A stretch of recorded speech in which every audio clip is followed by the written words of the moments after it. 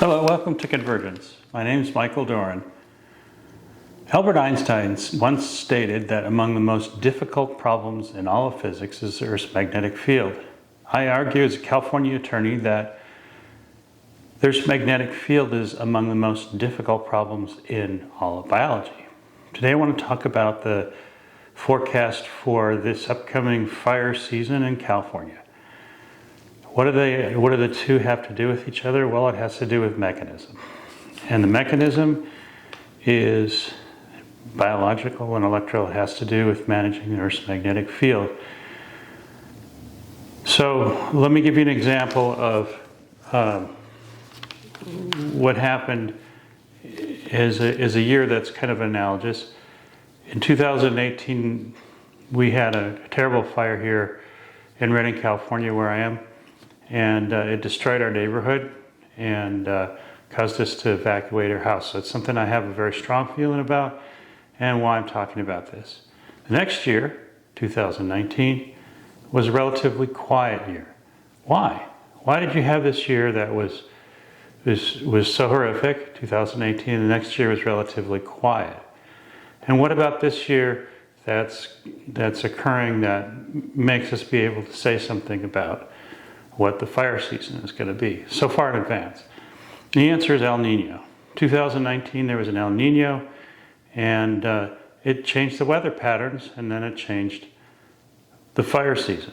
So this year we have a forming El Nino, but what I want to do is get into the weeds a little bit and talk about why El Nino matters to the fire season, and what we have a little bit different this year compared to 2019 that may make this even a more quiet season.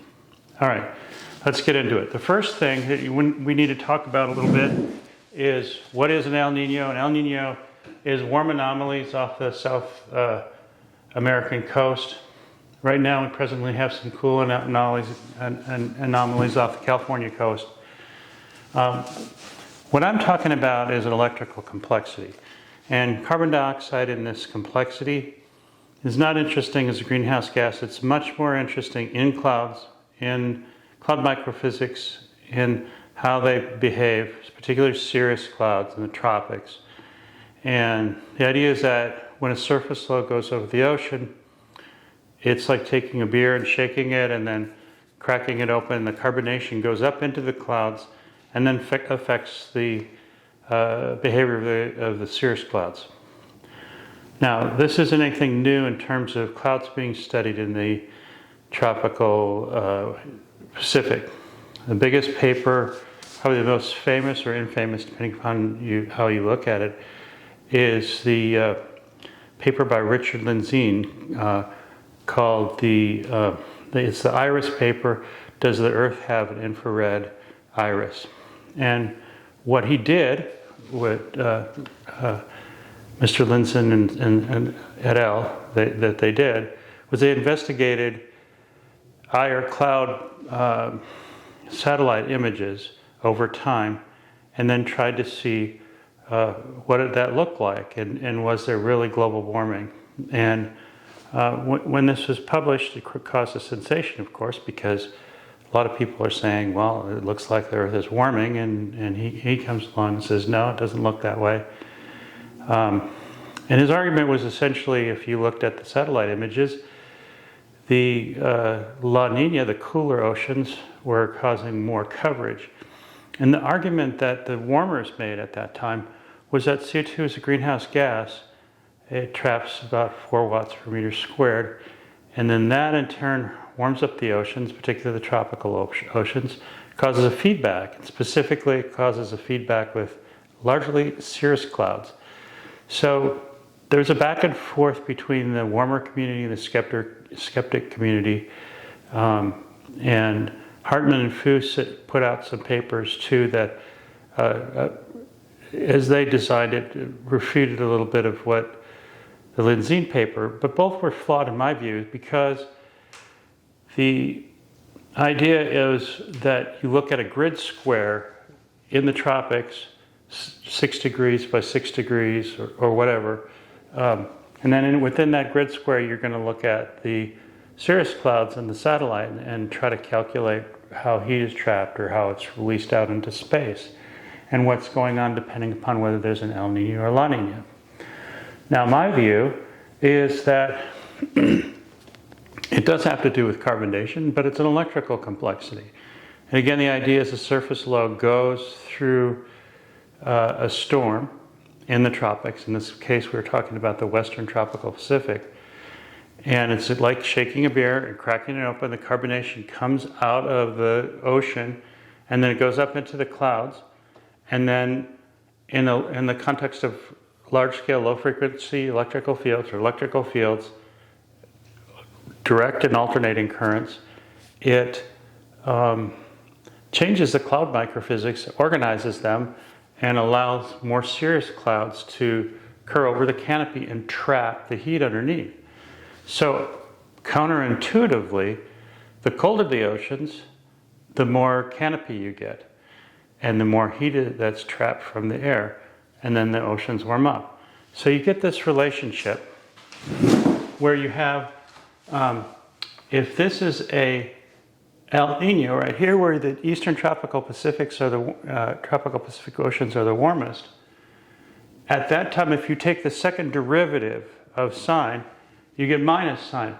So at the time, the rate of change, when the oceans are the warmest, if it holds on to this type of a sine pattern where we have these El Ninos every 2 to 5 years, then that means that it's actually cooling at the greatest rate of change at the very time that the oceans are warm. And conversely, when we have a La Nina down here where the oceans are cold along the tropical eastern Pacific, then you're going to have the warming at the greatest amount. Now, what happened this winter? Well, this winter we had a La Nina. So predictably, during that time, we would have had, according to this idea, we would have the greatest warming because carbonation is coming out of the eastern tropical Pacific, causing cirrus cloud canopy. That's causing heat to trap, and it's causing more energy. But there's some other things that are going on here too. And that is, if you're having warming in the tropics, in the clouds, and thunderstorms, you're also bringing, relatively speaking, more lightning to this region, and a overall stronger displacement current. And March was the second warmest March that we've had on record. So that certainly seems to hold true. Well, right now, after all this basically cloud top warming, the area has become warm anomaly. And that's what we're walking into the fire season with, is warm anomaly. So what does that mean from a standpoint, not just from the tropics, as we talk about the tropics as having this teleconnection and affecting weather, but for the most part, El Nino is only interesting during the winter months. We're talking about the summer and then the late fall, and then getting into when El Nino starts to be relevant. I can talk about that at a different show, but it doesn't seem to, El Nino doesn't seem to be part of the mix in terms of the summer, but let me explain how it is. So if you have a lightning in South America, the displacement current, the currents that flow for whether it's alternating currents or whether it's direct currents, if they are flowing in the tropics and they're flowing through warm oceans, the warmer the oceans, the more conductive the oceans. It's about a degree per percentage conductivity where you have this increasing conductivity. But at the same time, even though the ocean is warmer and more conductive, it doesn't hold as much carbonation. So the effect of currents flowing here in tropical clouds, if you do have decarbonation, it's not as much. And so when it gets up into the clouds, it doesn't affect the cloud cirrus canopy as much and trap heat. So what you end up having is a change in the wind patterns. And you have less rising SOI, which is, the SOI is an index between Tahiti and Darwin. And it's a pressure index. And basically what it's measuring is the movement of clouds in the tropics. And when the movement of clouds is moving towards Tahiti, it's like taking a person with silk stockings and walking across a carpet and then touching something metal. And it's well known, and I've observed it myself, that when you have a La Nina state, you have much more charges available. And it's also well known that La Nina is coordinated with, or it's correlated with more tropical storms in the Atlantic and more severe weather in the alley. And that's because both phenomena are electrical, and during a La Nina you're getting this higher cirrus canopy, heat gets trapped, more thunderstorms, more powerful thunderstorms, and when you get a movement of clouds towards the Americas, you're going to have more currents, either to go into a severe weather outbreak or to go into tropical storms or hurricanes in the Atlantic. Right now we have the opposite. We have warm anomalies. And so when lightning occurs in South America, it more easily goes in this direction, and then it more easily connects with the Pacific High. And the Pacific High is not just a large area of subsisting air, but it's also, in my view, very relatively positively charged. And the more currents that are available from lightning in South America to go directly to the Pacific High, the bigger the Pacific High, the more fire-starting thunderstorms are not allowed because Pacific High blocks. And the other thing that's going on is in the tropics over here, where in the Eastern Pacific, where there's also this relationship between El Nino and La Nina. If you have El Nino, again, you have this current pathway that will go right directly to Eastern Pacific storms, and you have an abundance of Eastern Pacific tropical storms, EPAC storms, during an El Nino. And that's what we have right now. So the season for the tropics in the Eastern Pacific should be active per climate history. And what that tends to mean for California, again in my view, is that tropical storms are the most electrical using phenomenon on Earth. And so if you have a lot of lightning around there, that lightning is going to, and those currents are going to flow to that tropical storm and use up all the energy. And when they do use up the energy, they tend to use up the energy from the Pacific High, which ends up being above the tropical storm. So the Pacific High shrinks a little bit, and that causes what are called delta breezes to California, which are cool anomaly breezes. And because we get cooler weather, it's less fire weather. It's easier to fight the fires. So that's another reason why I would predict that we're going to have a quiet season. Now, yes, of course, it depends on fuels. We had a rainy season, and therefore we're going to have a lot of fuels when things warm up and dry out. But I had a similar conversation in 2000, right after the car fire, with a gentleman from UC Davis, a biologist, and he was measuring tree boughs, and he's 70 years old, and he had a theory that he made 35 years ago or something like that, that in 2015 that we're going to have mega fires because the young growth had grown up to the height of the old growth, and therefore the fire from the young growth could catch the old growth on fire, and we'd have mega fires. And he was kind of tooting his horn a little bit. He was pretty proud of himself, and I told him flat out he's wrong. Because first of all, the fires didn't occur in 2015, they occurred in 2018. And they occurred in that year because it was a La Nina and because, or it was neutral, La Nina was not an El Nino, and mostly because there were high cosmic rays. Now let me explain how that's relevant. Cosmic rays are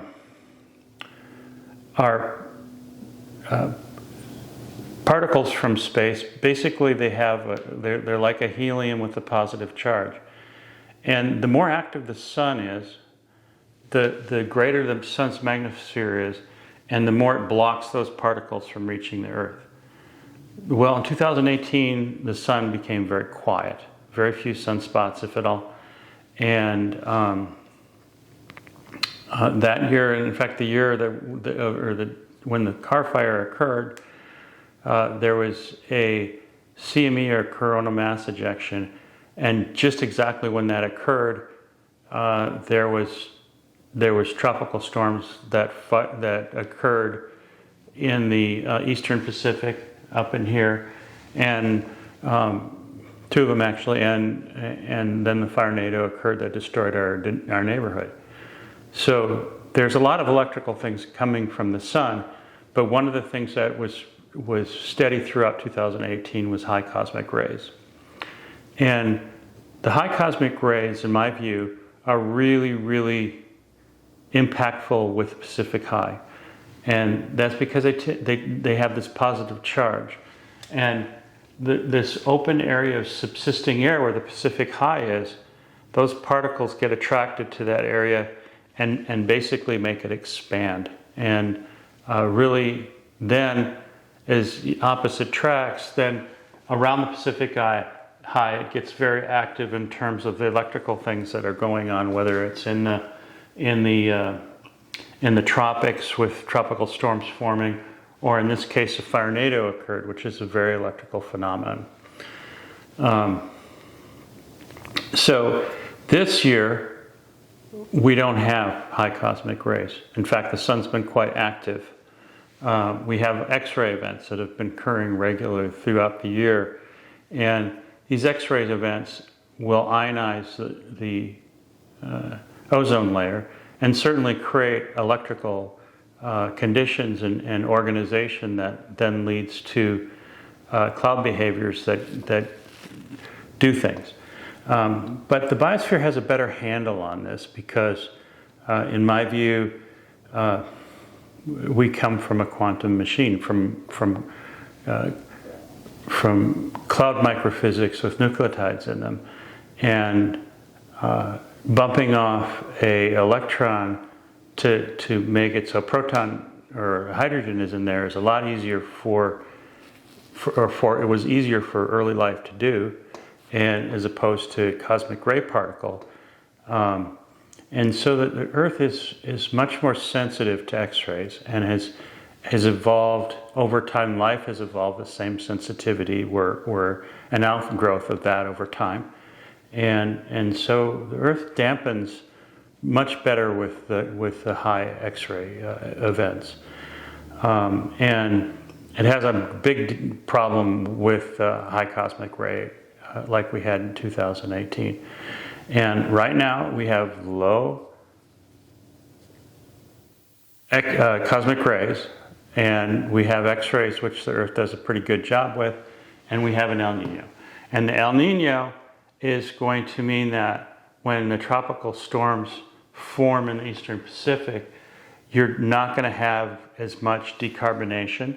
You're not going to have as much movement of the SOI and powerful movements of charges from the tropics, and you're not going to have you're going to have tropical storms in the eastern Pacific where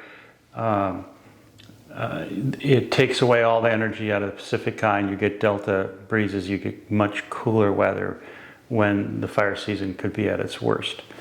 And so it's my view that we're going to have a quiet fire season, even though there's growth from the rainy season that we had in California this past year.